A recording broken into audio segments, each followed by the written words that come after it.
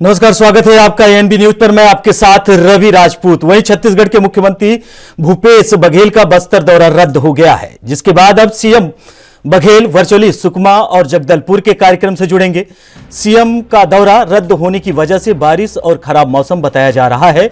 बता दें कि मौसम के दस्तक के साथ पूरे प्रदेश में बारिश का दौर जारी है। वहीं मौसम विभाग ने अगले 48 घंटों के लिए भारी बारिश की चेतावनी भी जारी की है।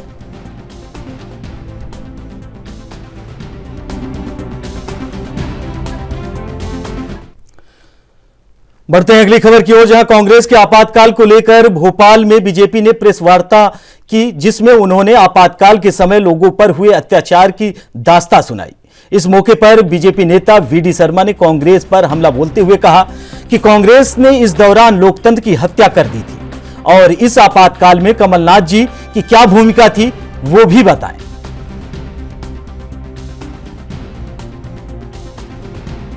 की पीढ़ी को, आज के उन नौजवानों को जो स्वतंत्र भारत के अंदर पैदा हुए हैं, जिन्होंने उस दंश को नहीं देखा, आज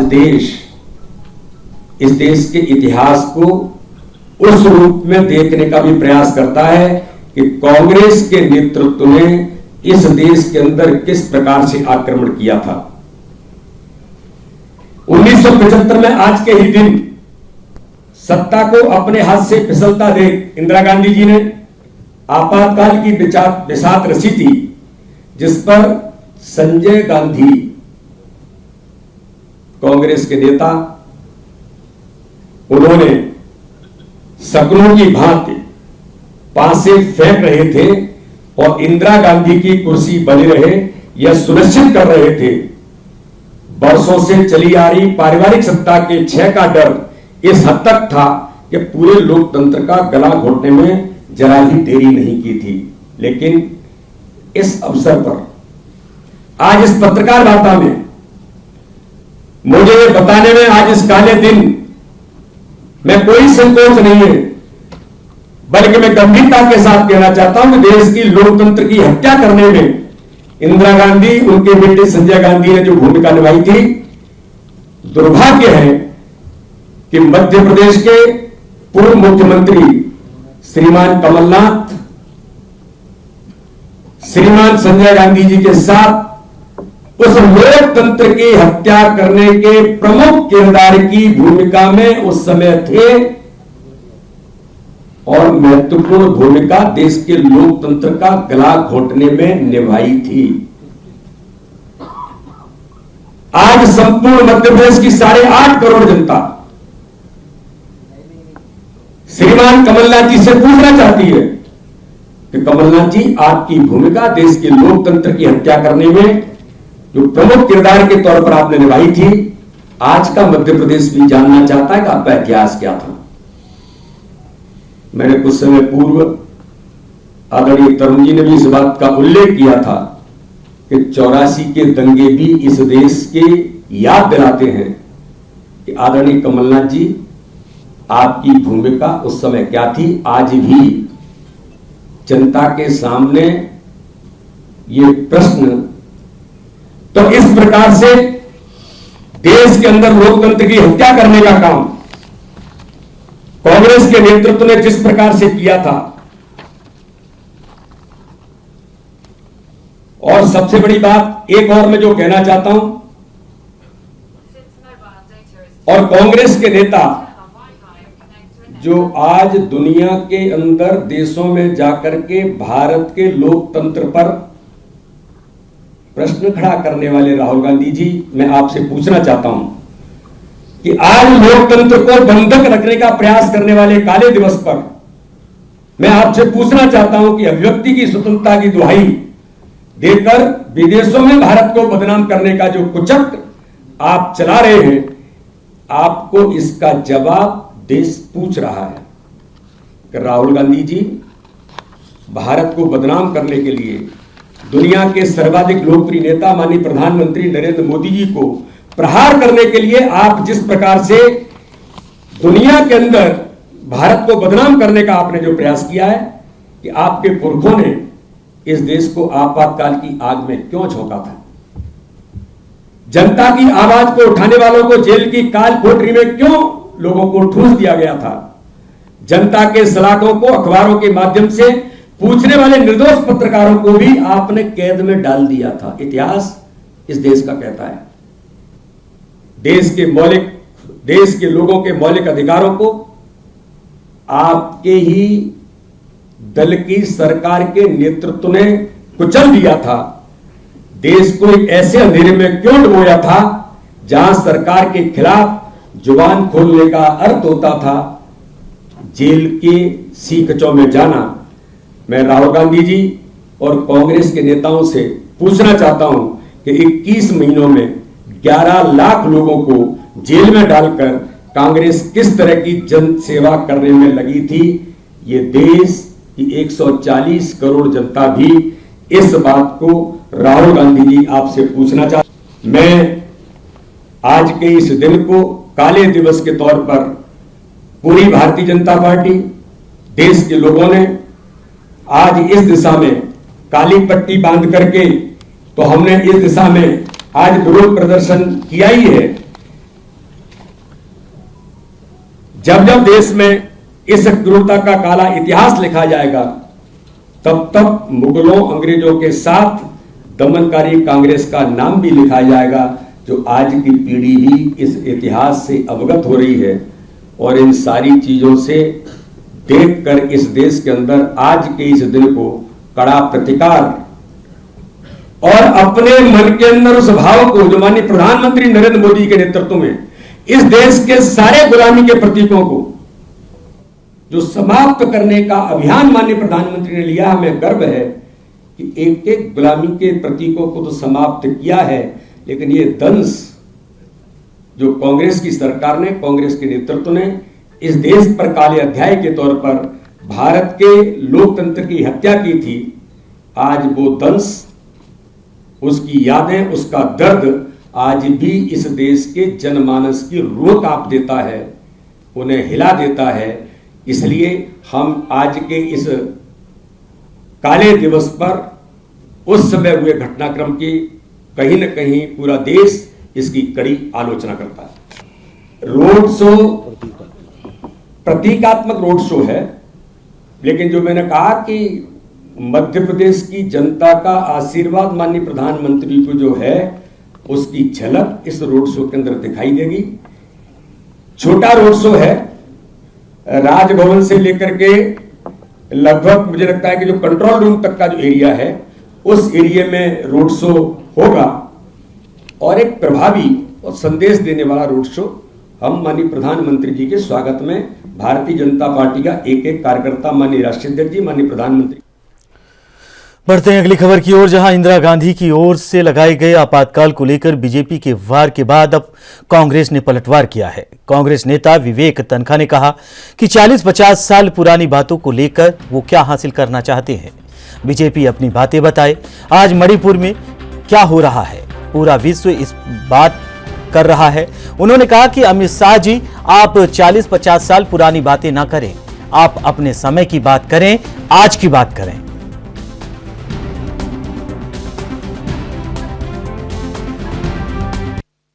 कोर्ट ने उनको और उनके 9 हाई कोर्ट की नजीरों को खारिज कर दिया था। 40 साल बाद नए चीफ जस्टिस साहब धनंजय जी ने जरूर बोला है कि वो जजमेंट गलत था, जिसमें मध्य प्रदेश हाई कोर्ट के जजमेंट को सेटिसाइड किया। तो अब मेरा ये कहना है कि 40-50 साल पुरानी बातें जो कि अब जुडिशियल हिस्ट्री हो गई है, उससे वो क्या प्राप्त कर लेंगे, वो अपनी बातें बताएं। आज मणिपुर में क्या हो रहा है, लोग चिंता है मणिपुर के बारे में, पूरा विश्व बात कर रहा है। वो हमारे लोग हैं, हमारे दिल के टुकड़े हैं। और जब वहां की महिलाएं रोती हैं, वहां के स्पोर्ट्समैन रोते हैं, हमको ऐसा लगता है कि हमारे घर में कोई रो रहा है। अमित शाह जी, मेरा आपसे विनम्र निवेदन है, 50 साल पुरानी बातें मत करिए, आज की बातें करिए, आज के प्रॉब्लम्स को सॉल्व करिए। आप होम मिनिस्टर। वहीं 26 जून से छत्तीसगढ़ में नए शैक्षणिक सत्र की शुरुआत होने जा रही है, जिसको लेकर शासन और प्रशासन ने तैयारियां शुरू कर दी हैं। नए सत्र की शुरुआत में प्रवेश उत्साह के साथ नए बच्चों को तिलक लगाकर स्वागत किया जाएगा। इसे लेकर प्रदेश के शिक्षा मंत्री डॉक्टर प्रेमसाय सिंह टेकौम ने बताया कि इस बार सत्र की शुरुआत में ही पहले से लेकर 10वीं तक के बच्चों को निःशुल्क पुस्तकें दी जाएंगी। साथ ही एक सेट यूनिफॉर्म ड्रेस भी दी जाएगी। नए बच्चों को उत्साह के साथ प्रवेश देकर उनकी पढ़ाई लाइफ की शुरुआत की जाएगी।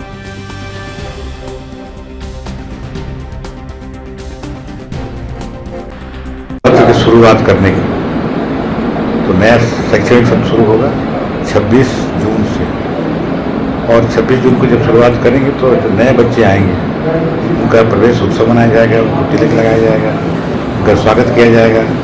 और वो जितने हमारे पालक हैं उनसे अपील की जाएगी सभी बच्चों को आप स्कूल भेजें, क्योंकि आज के युग में समाज को आगे बढ़ने के लिए, परिवार को आगे बढ़ने के लिए जो माध्यम है वो शिक्षा है। तो शिक्षा के क्षेत्र में सभी को पढ़ाई में ध्यान देना चाहिए। पालक भी इसमें आगे आएँ, बालक तो पढ़ें, और शिक्षा की भूमिका महत्वपूर्ण होती है। तो इसमें जब हम लोग शुरुआत करेंगे तो उस दिन प्रयास हम लोग का ये रहेगा कि जब बच्चे आएँ तो उनको जो किताबें मिलती हैं पहली से लेकर 10वीं तक की, उन किताबों का सेट उनको दिया जाए, एक सेट को ड्रेस दिया जाए।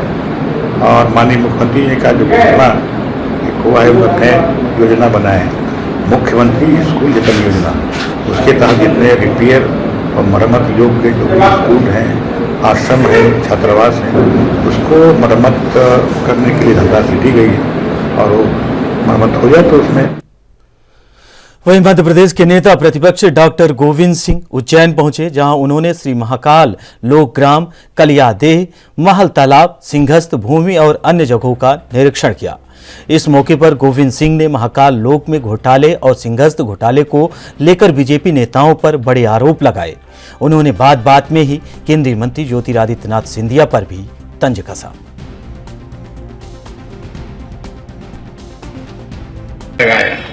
जिस दिन चर्चा हो रही थी महाकाल घोटाले के विधानसभा में, शिवराज सिंह ने उसी दिन साजिश रच के विधानसभा हल्ला करा के बंद कर दी। पूरी बात विधानसभा में प्रदेश की 8.5 करोड़ जनता के सामने ना आ पाए तो उन्होंने हल्ला गुल के विधानसभा ही समाप्त करा दी।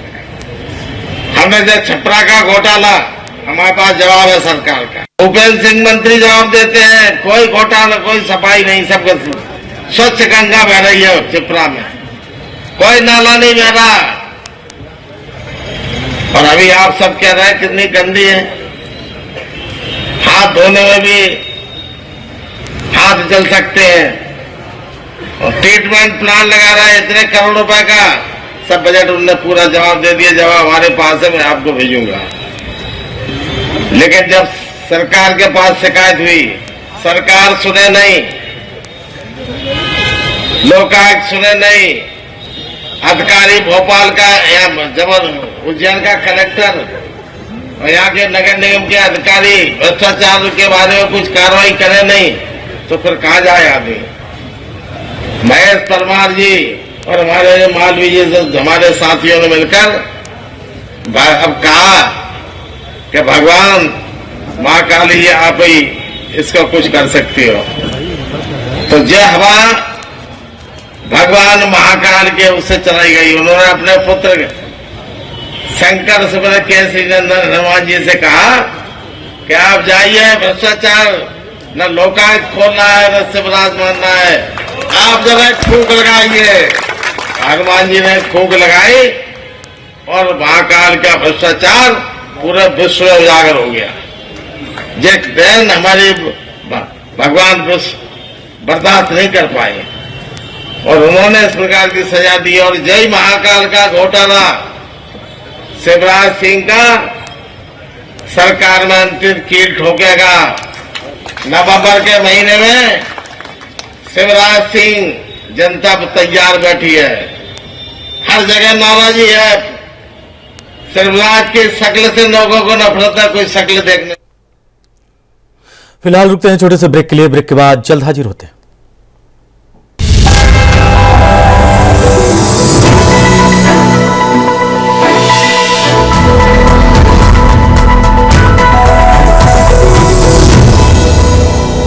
ब्रेक के बाद आप सभी का स्वागत है। बढ़ते हैं अगली खबर की ओर, जहां मेडिकल कॉलेज अस्पताल पहुंचे लोंडा विधायक डॉक्टर प्रीतम राम ने आपातकालीन विभाग सहित आईसीयू वार्ड का निरीक्षण कर वार्ड में भर्ती मरीज के परिजनों से चर्चा की।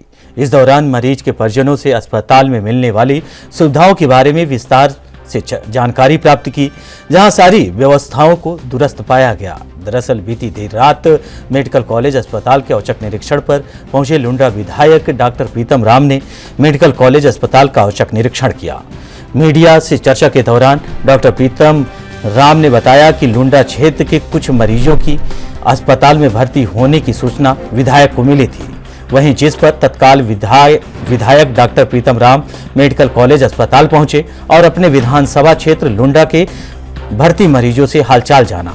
इस दौरान विधायक ने मेडिकल कॉलेज अस्पताल के आपातकालीन विभाग के और आईसीयू का भी औचक निरीक्षण किया।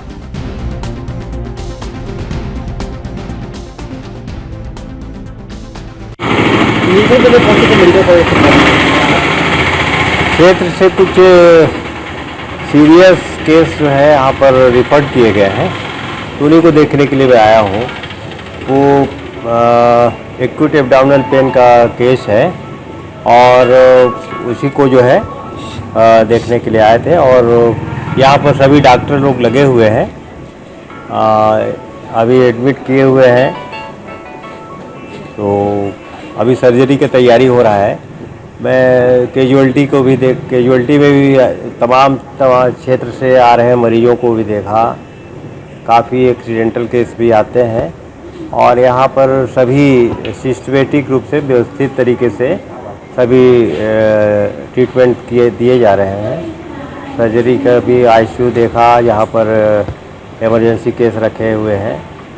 सभी जगह सभी डॉक्टर अपने अपने ड्यूटी में तैनात हैं और मेडिकल कॉलेज की जो स्वास्थ्य सेवाएं हैं वो जैसा अपेक्षा के अनुरूप सबको दिया जा रहा है। बढ़ते हैं अगली खबर की ओर, जहां बस्तर में यात्री रेल सुविधा पर एक बार फिर से नक्सल दहशत हावी है। यहां एक बार फिर से दक्षिण पूर्व रेलवे के आदेश के तहत 26 जून से 2 जून तक माओवादियों की ओर से मनाए जाने वाले जन पितुरी सप्ताह को ध्यान में रखते हुए किरंदुल तक पैसेंजर और नाइट एक्सप्रेस को स्थगित कर दिया गया। अब इन दोनों ही ट्रेनों को दंतेवाड़ा में विशाखापट्टनम के बीच चलाया जाएगा। आपको बता दें कि दंतेवाड़ा से किरंदुल के बीच यात्रियों को ट्रेन की शुरू होने का हफ्ते भर तक इंतजार करना होगा।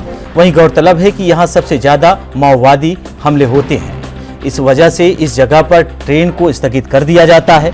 ये बात अलग है कि यात्री ट्रेनों की माओवादियों की ओर से कम निशाना बनाया जाता है, लेकिन माओवादियों की ओर से अक्सर मालगाड़ियों को भी नुकसान पहुंचाया जाता है।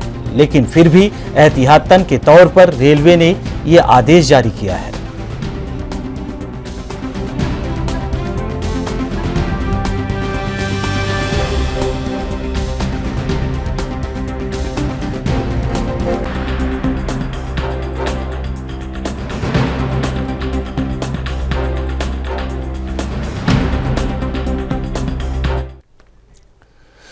बढ़ते हैं अगली खबर की ओर, जहां छत्तीसगढ़ में मानसून ने दस्तक दे दी है। इसे लेकर मौसम वैज्ञानिक संजय बैरागी ने बताया कि पूरे छत्तीसगढ़ में दक्षिण पश्चिम मानसून सक्रिय हो गया है। आने वाले 2 दिनों के दौरान प्रदेश के अधिकांश स्थानों पर बारिश की संभावना है। मध्य छत्तीसगढ़ के 1-2 स्थानों पर भारी वर्षा होने के लिए अलर्ट जारी किया गया है।